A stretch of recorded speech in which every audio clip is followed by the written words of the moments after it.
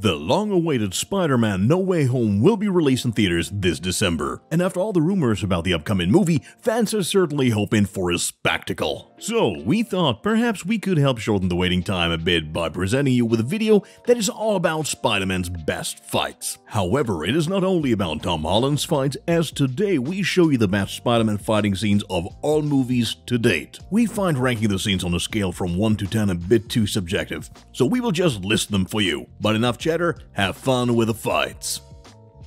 First of all, let's play tribute to the first ever fight scene, that of Peter vs. Flash in the 2002 movie Spider-Man. No, of course we're not talking about the DC superhero Flash, but about the school bully Flash Thompson, Tobey Maguire vs. Joe Manganiello. In this scene, Peter is just getting to know his newly discovered abilities when he accidentally throws a tray full of food at his classmate. The student doesn't put up with this, after all, he has a reputation to lose. When he tries to beat Peter up, he realizes that Peter now disposes of unbelievable reflexes. Dodging all the blows, he demonstrates a flip, and with just one counterattack, he knocks Flash to the ground. The latter ends up directly on a teacher, who pours his full tray over him yet again. Even though this scene is not as action-packed as others, it must be included in this list for nostalgia reasons alone. Spectacular fights are not only to be found in live-action films though. The animated film from 2018 also has a few surprises to offer. Above all, however, the movie has succeeded in integrating the multiverse into the Spider-Man saga. Thus, we do not only see new Spider-Man and Miles Morales, but also Peter Parker, Penny Parker, Spider-Ham, Spider-Gwen, and Spider-Man Noir. In the final battle, the dimensions collapse into each other and everyone must face their arch-enemies. Miles particularly Kingpin. Not only are the animations breathtaking,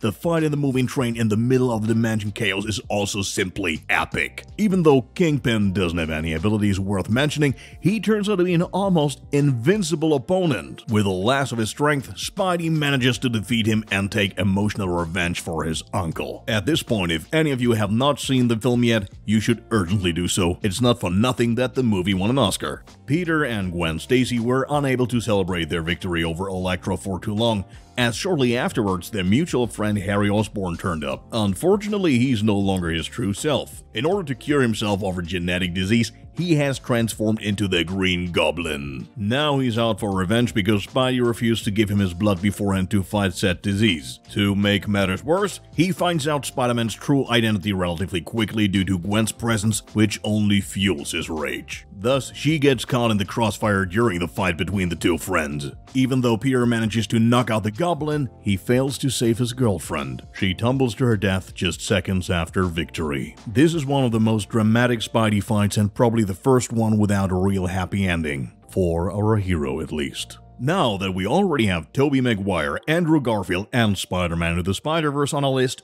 we must of course slowly but surely get to the probably most popular Spider-Man, namely Tom Holland in his Spidey role in the MCU. Indeed, his very first film introduced Michael Keaton's Vulture, one of the strongest villains to date. He pushes Spider-Man to his limits, particularly because he's the father of Peter's crush Liz Allen. In the battle, Vulture tries to steal a piece of Stark technology sent by Happy in an invisible jet. Peter confronts him on a plane, which ends up crashing as a result of the fight. Even though Vulture manages to defeat Spidey on the ground, his damaged suit explodes as he tries to leave with the loot. Still, Spider-Man wouldn't be the friendly neighborhood spider if he didn't rescue the villain from the flames and leave him tied up in spiderwebs for the police. Enclosed, he leaves a little message behind saying, "Found flying vulture guy. Spider-Man. P.S. Sorry about your plane." With this small act, Spider-Man finally earned his place among the Avengers. If you want to see arguably one of the most brutal fights, you have to watch the movie Spider-Man 3 from 2007. Even though the film got rather bad reviews at the time, it is very much celebrated today. This is mainly due to the meme potential it has generated, most notably Peter's absurd dance in the middle of New York. Okay, but let's get back to the actual fight. In this one, Peter fights the Sandman, aka Flint Marko. As is well known, he shot Spidey's uncle Ben Parker. Strengthened by the symbiote and driven by his feelings of revenge, they fight in the subway of New York. Here, a seemingly friendly Spider holds Marco's head against a passing train, causing the Sandman to have half his face ripped off, just like that. However, the fight continues. As they are hurled into the sewer system, Peter realizes that his opponent's weak point is water, and so he attempts to drown him in a massive flood of water until he has disintegrated him completely. Since Spider-Man doesn't usually resort to such brutal methods, we'll blame it on the symbiote's power uniting with his at this point. Despite all its brutality, it is still one of the best combats in any of the the movies. After so much action, it is time to get nostalgic and remember how Spider-Man got his name in the Tobey Maguire series in the first place. Well, he got it in the cage fight against the wrestler Bonesaw. He entered the match with a rather embarrassing name of the Human Spider. Even though he had to take some harsh blows from his opponent at the beginning, he of course quickly gained the upper hand and sent the wrestler to the ground with a kick. The crowd celebrated him and wrote the name Spider-Man, and bam, his alias was born.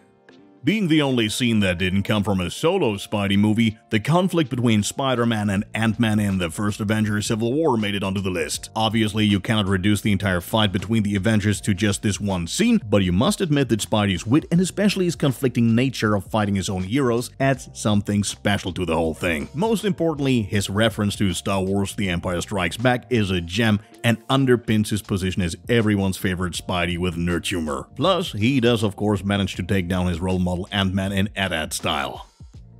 Since Venom got his own movie in 2018, hardly anyone thinks about the 2007 version made in Spider-Man 3. Wrongfully, we think, since the introduction of the evil symbiote was one of the few bright spots in the flick. So was the final fight between Peter and Eddie Brock. Not only was Spider-Man himself confronted with the time when he was connected to Venom, in the fight, his best friend Harry also sacrifices himself for him. Yet not in vain, as it was only thanks to him that he found out that the greatest weakness of the Black Monster is sound waves. Using the pipes that were lying around, he created so much sound that the symbiote detached itself from Eddie. He then delivered the final blow with one of Harry's pumpkin bombs. Eddie Brock, who no longer wanted to live without the symbiote, also threw himself into the bomb at the last second. Remembering this fight, one can only hope that there will be soon a reunion with Venom in the Spider-Verse. A special fight scene is the one between Spider-Man and Mysterio. The decisive battle comes right at the end of the movie. Quentin Beck is determined to kill Peter. He intends to achieve this by creating one last illusion to defeat Spidey. However, at the very last second, the friendly neighborhood spider retrieves his Peter tingle. Yes. We still laugh whenever we hear that word too. With this, he's able to dodge all of the drones through his senses alone, eventually defeating Mysterio. However, the post-credit scene shows he still had an ace up his sleeve when he exposes Peter's true identity, and thus lays the foundation for the new Spider-Man movie No Way Home.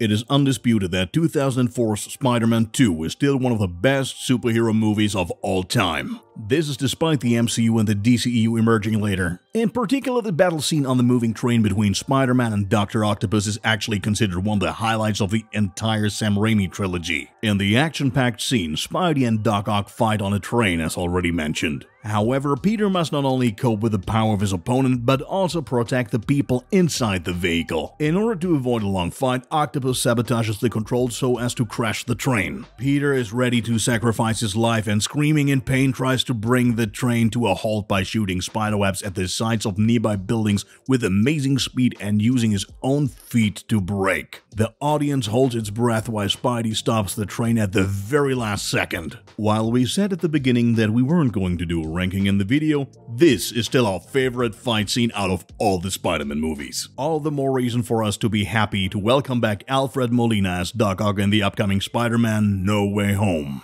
Those were our favorite Spider-Man fighting sequences. Which one did you like the most? Leave us your opinion in the comments. Obviously, we know that there are many more scenes that could have been included in this video, but that may be subject for another video. If you're already hyped for Spider-Man No Way Home and would like to find out more about what it is about and what has already been revealed, you can now follow the link in the top right corner to watch our preview. See you next time!